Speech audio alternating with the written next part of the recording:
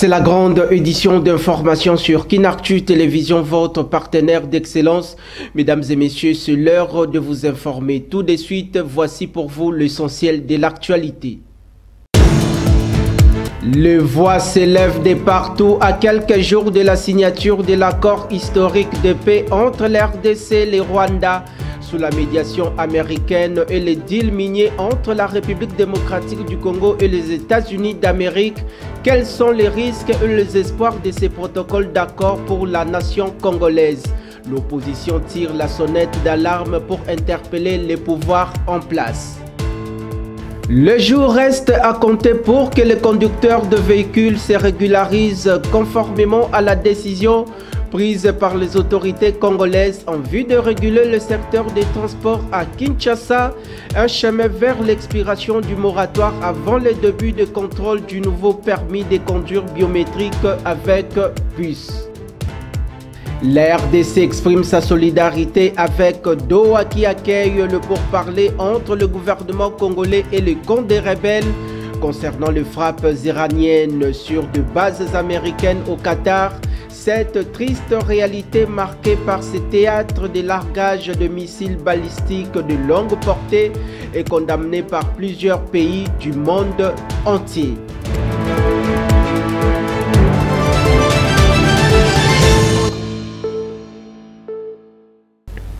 Une fois de plus, mesdames et messieurs, merci d'être branchés. Sachez que l'escalade de tensions et violences au Moyen-Orient n'a pas laissé indifférent le gouvernement de la République démocratique du Congo qui dit suivre de près la situation avec une vive préoccupation. Dans un communiqué du ministère en charge des Affaires étrangères rendu public sur cette question, dans ces cadres, Kinshasa a fermement condamné le frappe ayant visé les territoires souverain de l'État de Qatar en violation, selon la République démocratique du Congo, de principes fondamentaux de la souveraineté des États consacrés par la Charte des Nations Unies. La République démocratique du Congo exprime sa pleine solidarité avec le peuple frère et ami du Qatar et réaffirme son attachement au respect de la souveraineté et de l'intégrité territoriale de tous les États. Elle salue également le rôle actif du Qatar en faveur du dialogue et les initiatives diplomatiques visant à promouvoir la paix et la stabilité dans la région comme au-delà, dit le communiqué. Face à la gravité de la situation sécuritaire, poursuit le dit document, la République démocratique du Congo appelle l'ensemble de parties à faire preuve de retenue à œuvrer en faveur d'une désescalade rapide et à privilégier la voie du dialogue et de la diplomatie. C'est le chemin vers un règlement pacifique de différends, la préservation de la stabilité régionale et de vies humaines. C'est à Doha, au Qatar, où se déroule la médiation entre le délégué du gouvernement de la République démocratique du Congo et de la rébellion de l'AFC et du M23, soutenu par les Rwandais, dans le cadre de la coordination continue entre les efforts de facilitation des États-Unis d'Amérique et de l'État du Qatar. Ce dernier a participé aux discussions à Washington entre les équipes techniques de la République démocratique du Congo et de la République du Rwanda afin d'assurer la complémentarité et l'harmonisation des initiatives de deux pays visant le dialogue et la paix dans la région. Prenons cette nouvelle en bref. Les yeux des Congolais d'ici et d'ailleurs sont braqués aux USA où la signature de l'accord de paix entre la République démocratique du Congo et le Rwanda doit être signée cette semaine à Washington sous l'administration américaine. Dans ces contextes, jusque-là, les points de vue sont partagés au sein de la classe politique congolaise, surtout au sein de l'opposition. Beaucoup de questionnements autour des deals historiques concernant l'exploitation des ressources minières congolaises. Dans le même ordre d'idées, que pense la coalition politique Lamuka au sujet de cette affaire? Tentative de réponse avec Prince Epenge, porte-parole de cette famille politique. Suivez. La coalition d'opposition Lamuka apprécie à sa juste valeur l'implication, l'engagement du gouvernement américain à aider le Congo à mettre fin à la crise qui déchire ses enfants et son territoire depuis 3 décennies. L'accord des principes tel que signé aux États-Unis dans sa phase préliminaire contient des faiblesses, mais aussi des points forts. Parmi les points forts que nous apprécions, c'est notamment l'obligation faite au Rwanda de retirer du sol congolais son armée, mais aussi l'obligation faite au Rwanda de reconnaître la souveraineté du Congo acquise depuis 1960 par la lutte acharnée de Patrice Emery Lumumba et ses compagnons. Sans oublier les points qui nous tiennent à cœur, nous de la coalition Lamuka, ADD Congo et le président Martin Fayulu, y compris notre peuple. C'est l'imposition de la fin des hostilités. Pour la coalition Lamuka, les enfants du Nord Kivu, du Sud Kivu et de l'Ituri doivent retrouver la paix immédiatement. La guerre doit cesser sans délai.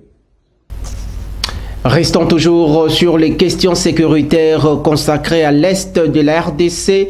Il revient en force après avoir été évacué en Inde pour poursuivre des soins de santé appropriés. Sam Bakasende Wakasende, le coordonnateur en charge de la dynamique Bati Lukwebo, a fermement condamné les atrocités perpétrées par le mouvement rebelle dans l'Est de la République démocratique du Congo, notamment par l'AFC et le M23. Il a également salué l'engagement et le sens du patriotisme du vice-ministre en charge de la défense nationale et des anciens combattants, Sami Adoubango, qui ne cesse de travailler nuit et jour pour l'intérêt du peuple. Il est joué au téléphone par votre rédaction. Nous nous réjouissons du fait que ce que nous avons déploré concernant les crimes organisés au nord et au sud Kivu par les ennemis du Congo, les supplétifs du Rwanda, communément appelés M23, ces criminels qui ont tué, qui ont massacré. Nous saluons ce rapport élaboré par les têtes passantes des droits de l'homme en RDC. Je vois dans ce rapport toutes les grandes personnalités qui voient, pour ceux qui disent que Bahati n'a pas fait un travail, mais Bahati, pendant ce temps, s'est battu. Il s'est battu énormément pour sauver, ne fût-ce que parce que, pour sauver nos frères. Pendant ce temps-là, où les uns étaient dans leur ambiance, mais dynamique était en train de faire le suivi, d'observer scrupuleusement la réaction et le comportement des ennemis du Congo. Donc, en bref, nous saluons ces rapports des organisations des droits humains, des observateurs indépendants qui ont compris que réellement nous avions raison d'alerter à son temps. Nous avons alerté au gouvernement congolais, nous avons alerté au chef d'État, à toutes les structures des Nations Unies vivant à Goma et à Bukavu qui étaient témoins de tout ce qui s'est passé. Et voilà, aujourd'hui, je salue ce rapport, et ce rapport que nous certifions nous aussi. Nous disons il faut vulgariser ce rapport et que les auteurs répondent de leurs actes. Parlons cette fois-ci de la mission conjointe entre la fonction publique et la MINAFET. Cela constitue déjà un pas vers une diplomatie plus performante pour lier l'utile à l'agréable. Le vice-premier ministre et ministre en charge de la fonction publique, Jean-Pierre Liao, est toujours à pied d'œuvre pour redonner une nouvelle image dans ces secteurs afin de maîtriser les effectifs de tous les agents en poste dans les missions diplomatiques et consulaire, un enjeu stratégique que la République démocratique du Congo est en train de relever avec la détermination du gouvernement de la RDC. Bruxelles, le 20 juin 2025, dans le cadre de la réforme en profondeur de la fonction publique, le vice-premier ministre, ministre en charge de la fonction publique, Jean-Pierre Liao, a procédé au lancement officiel de l'opération d'identification biométrique des agents de carrière de l'État en service dans les missions diplomatiques et consulaires de la République démocratique du Congo. C'est pourquoi l'opération que nous lançons aujourd'hui, en collaboration étroite avec le ministère des Affaires étrangères, va bien au-delà d'une simple formalité technique. Elle constitue une étape essentielle qui permettra notamment de constituer un fichier de référence fiable et sécurisé, les FRAP, assainir les listings des agents en poste à l'étranger, mettre un terme, je l'ai dit tantôt, aux irrégularités et aux situations administratives ambiguës de nos agents à l'étranger, garantir une transparence totale sur l'utilisation des ressources publiques. Cette opération inédite déployée depuis Bruxelles concerne l'ensemble des représentations diplomatiques congolaises réparties sur les 5 continents. C'est la première fois depuis l'indépendance qu'un tel recensement biométrique est initié à l'échelle internationale pour les agents publics en poste à l'étranger. L'identification biométrique des diplomates constitue une avancée significative vers la construction d'une diplomatie moderne, professionnelle et crédible. Elle permettra non seulement d'établir un fichier sécurisé, fiable, constamment actualisé des agents diplomatiques, qu'ils soient en poste à l'administration centrale ou dans nos missions à l'étranger, mais aussi de renforcer les bases de notre gouvernance publique. L'objectif est clair, assurer une maîtrise réelle des effectifs, lutter contre les doublons et les cas d'agents fictifs et renforcer la transparence dans la gestion des ressources humaines de l'État, y compris dans les postes extérieurs. Poursuivons ce journal par cette information. Le ministre de la Communication et Médias, Patrick Mouyaya Katembwe, a fait le point concernant la question liée aux conditions socio-économiques de la population congolaise habitant la partie orientale de la République démocratique du Congo, précisément dans certains territoires qui restent sous occupation de forces négatives du M23 et de l'AFC. Il est au micro de votre rédaction. La situation est économiquement difficile du fait par exemple que les systèmes bancaires ne peuvent pas tourner, mais aujourd'hui je pense que ceux qui sont à la base de cette situation, c'est d'abord ceux qui ont choisi de nous faire la guerre, ceux qui ont choisi de nous attaquer un dimanche, ceux qui ont choisi d'attaquer à la fois les écoles, les hôpitaux, ceux qui ont choisi de couper de l'eau et de l'électricité, et ceux qui ont choisi de continuer à gouverner par crime. C'est pour ça que tout à l'heure, je vous disais que dans le cadre de ce qui s'est passé à Washington, c'était un processus sensible. Nous voulons que ces processus, la voie tracée par la résolution 2773, puisse nous permettre de recouvrer la paix, pour qu'à partir de cette paix, nous puissions voir comment progressivement rouvrir l'aéroport de Goma, ramener les services notamment bancaires, pour nous permettre de soulager les difficultés de nos populations.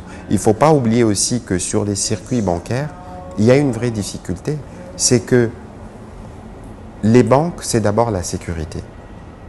Les banques, c'est les épargnes, c'est l'argent des Congolais. Le principe même premier qui guide les banquiers, c'est la sécurité. Et les conditions de sécurité là-bas ne sont pas réunies, parce que les banques font parfois des importations de devises. Vous avez un aéroport qui est fermé. Comment vous le ramenez?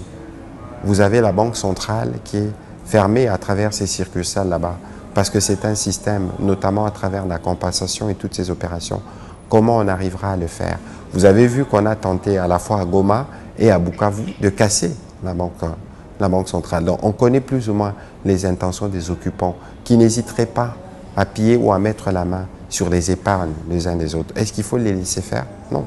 N'oubliez pas aussi que c'est un élément important dont on ne parle pas beaucoup, mais que le groupe M23 est sanctionné par les départements du Trésor. Revenons sur les dossiers liés à l'incinération des tenues militaires à l'état-major des renseignements militaires de la République démocratique du Congo.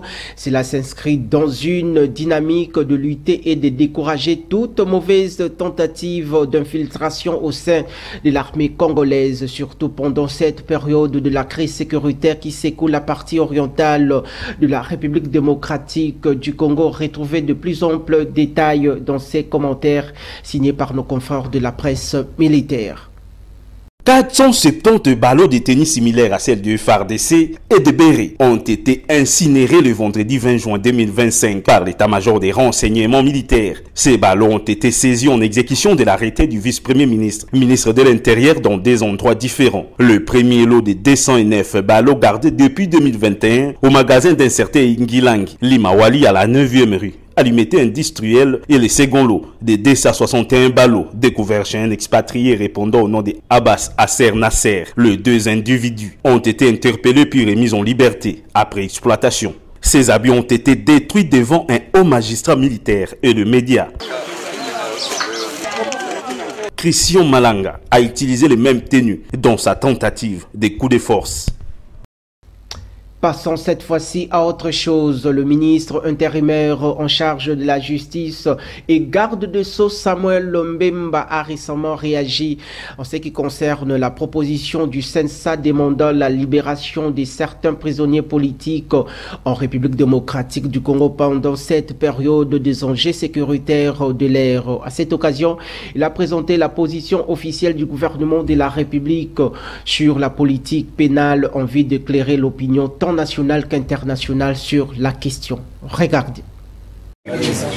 Mesdames et messieurs, à l'occasion de la rencontre de ce jour, je voudrais vous donner la position de la politique pénale du gouvernement de votre pays par rapport à la proposition CNSA que vous avez tous suivie. Le CNSA propose la libération des prisonniers politiques, la mise à terme des poursuites à l'égard de certains politiciens et la suite que vous avez suivie. Voici la position pénale du gouvernement congolais. Nous voulons rappeler deux choses. Premièrement, il faut savoir qu'il existe un standard international lorsqu'il faut avoir un dialogue dans un pays en conflit ou un pays post-conflit. Ce standard-là s'appelle justice transitionnelle. Or, la justice transitionnelle se repose sur 4 piliers. Le premier pilier, c'est la recherche de la vérité. Le deuxième pilier, c'est la justice, entendue ici dans le sens de poursuite judiciaire. Et le troisième pilier, c'est l'indemnisation ou la réparation. Et le quatrième pilier, c'est la réforme. Vous comprenez que même dans le standard international, il n'est pas recommandé d'arrêter les poursuites lorsqu'il y a eu des violations massives des droits des populations civiles. Dans un autre registre, sachez que le gouvernement de la République démocratique du Congo, à travers le ministère en charge de la santé publique, hygiène et province sociale, a reçu au cours de cette semaine en cours C24 un lot important de 100 000 doses de vaccins pour lutter contre le Mpox dans certains coins de la République démocratique du Congo. Retrouvez de plus amples détails à travers la voix de Jean-Paul Kabila. Ces dons s'inscrivent dans le cadre des renforcements de la coopération bilatérale entre la France et la République démocratique du Congo et vient appuyer les efforts du gouvernement congolais dans la lutte contre l'épidémie de variole du singe Mpox dans le pays.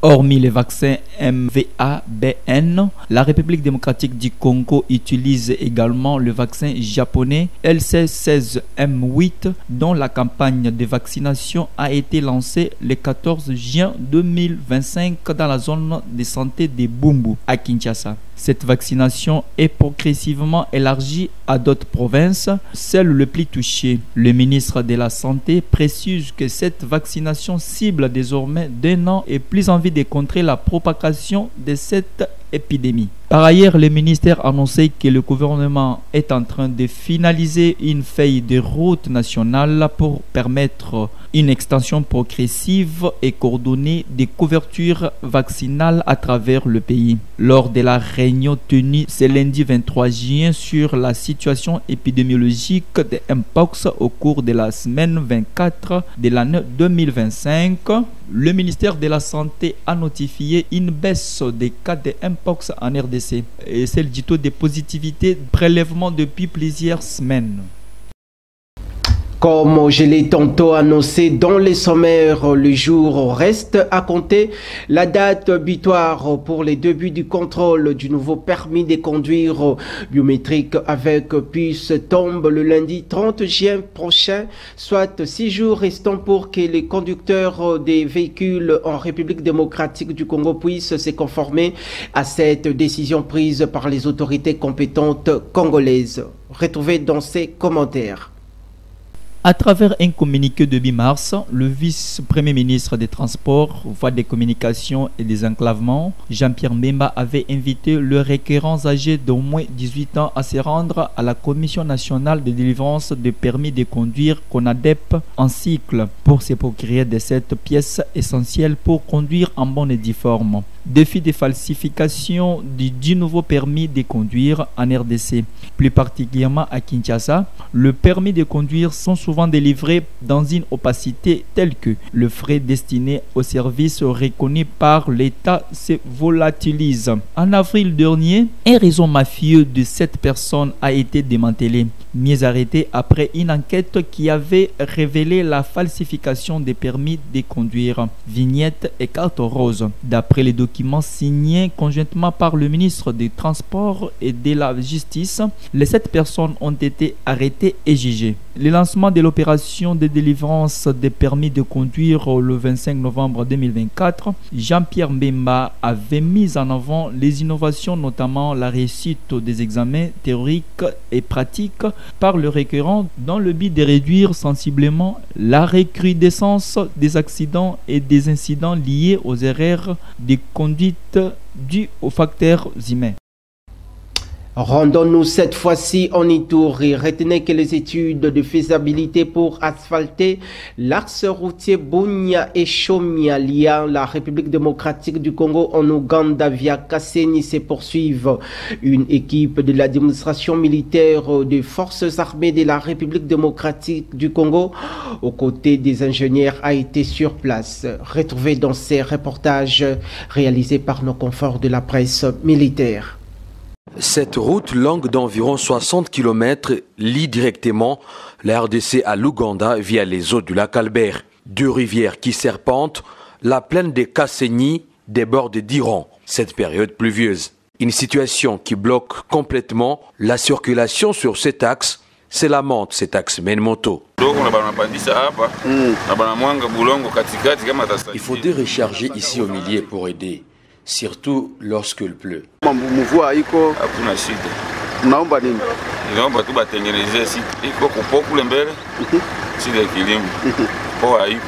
Cette situation ne décourage aucunement pas l'administration militaire et ses partenaires à se déployer. Cette équipe de l'administration militaire de l'Ituri et des ingénieurs envisage aussi la construction de 2 ports modernes à Kasenyi et à Chomia pour booster davantage l'économie de cette province.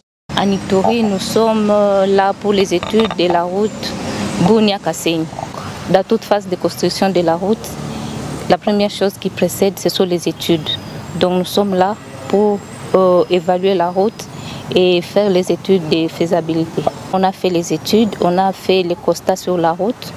Nous sommes en train déjà d'élaborer le rapport. Durant les 4 années depuis l'instauration de l'état de siège par les commandants suprêmes, chef de l'État Félix Antoine Tshisekedi Tshilombo, l'administration militaire de l'Ituri s'était investie inlassablement dans la construction et réhabilitation de plusieurs routes et infrastructures socio-économiques de base pour l'intérêt des souverains primaires qui accèdent depuis lors dans les faits fonds de la province à cause de la stabilité de la situation sécuritaire, fruit du courage et détermination du lieutenant-général Luboyanka Chamadjoni et ses collaborateurs.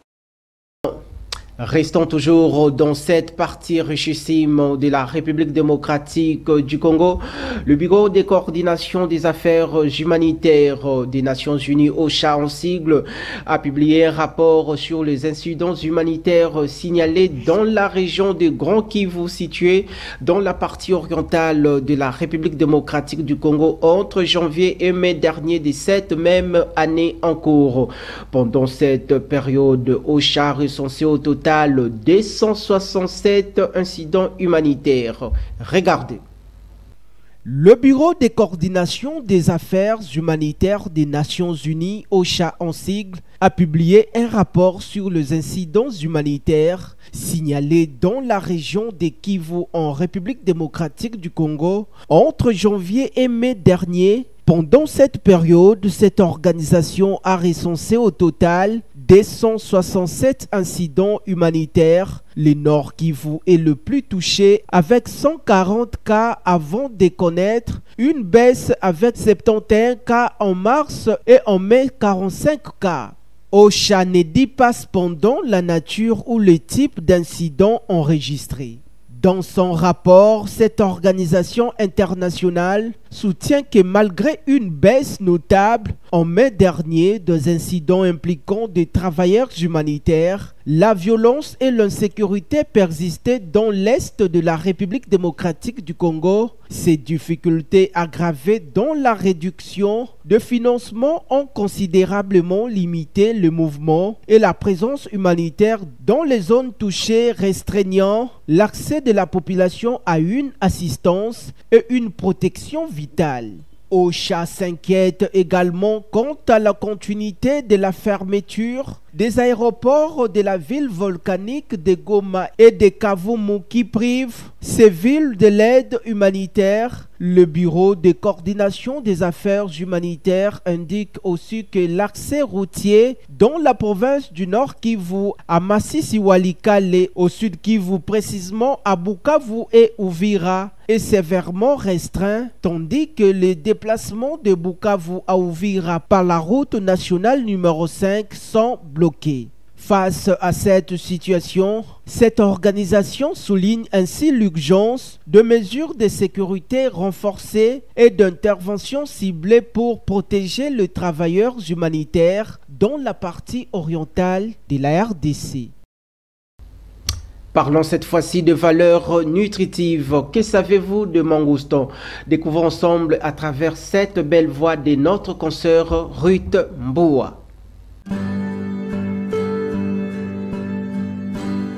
Le mangoustan, appelé le roi de fruits, est un fruit provenant d'Indonésie cultivable dans le sud-est de l'Asie et une partie de l'Afrique. Il est un fruit le plus apprécié grâce à ses bienfaits et à son goût unique. Il a un grand pouvoir antioxydant, ce qui protège contre les attaques par les radicaux libres, le vieillissement et le cancer. Une qualité à noter est que 84 types d'exanctomes ont été retrouvés dans sa composition, qui sont de molécules biologiques actives qui combattent les virus, les champignons, les bactéries et les parasites.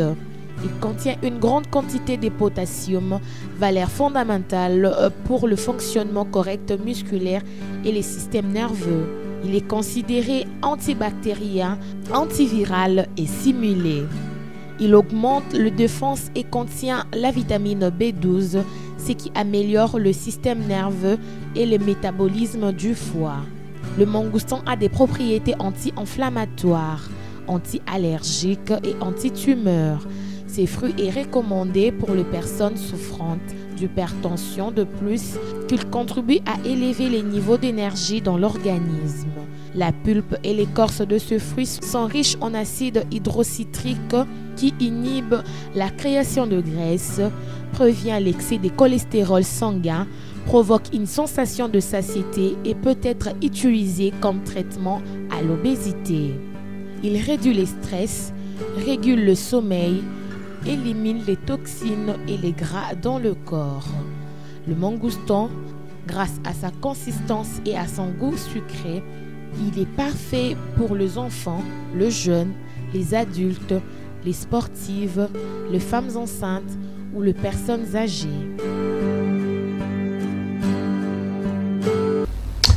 En météorologie, sachez que demain, le mercredi 24 juin 2025, dans la ville-province de Kinshasa, retenez que le soleil sera légèrement dominant. La température dans la capitale congolaise sera de 22 degrés Celsius. La force du vent oscillera aux alentours de 5 km par heure. Tandis qu'à l'après-midi, le ciel sera complètement dégagé car la température atteindra les 32 degrés Celsius. Mais la température ressentie sera plus chaude, soit 34 degrés Celsius. Et enfin, dans la soirée, les nuages seront absents car la température retombera à 28 degrés Celsius. Mais la température ressentie sera plus chaude, soit 30 degrés Celsius.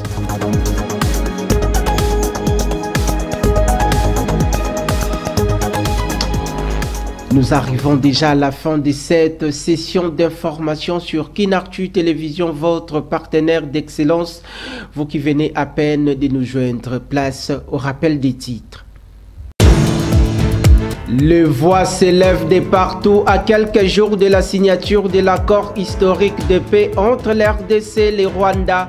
Sous la médiation américaine et les deals miniers entre la République démocratique du Congo et les États-Unis d'Amérique, quels sont les risques et les espoirs de ces protocoles d'accord pour la nation congolaise? L'opposition tire la sonnette d'alarme pour interpeller les pouvoirs en place.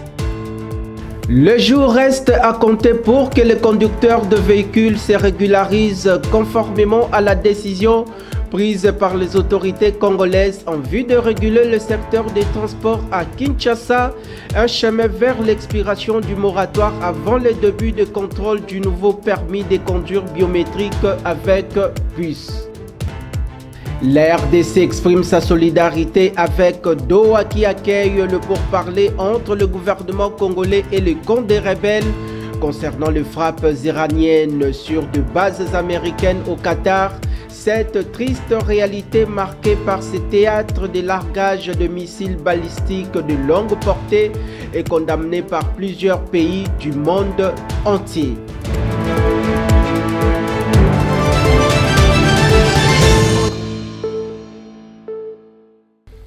Nuit et jour, Kinartu Télévision reste à l'écoute de l'actualité pour vous informer à temps réel et 24 h sur 24. Mesdames et messieurs, je vous retrouve prochainement avec la même ferveur. Que la paix du Seigneur règne totalement sur l'ensemble de l'étendue nationale.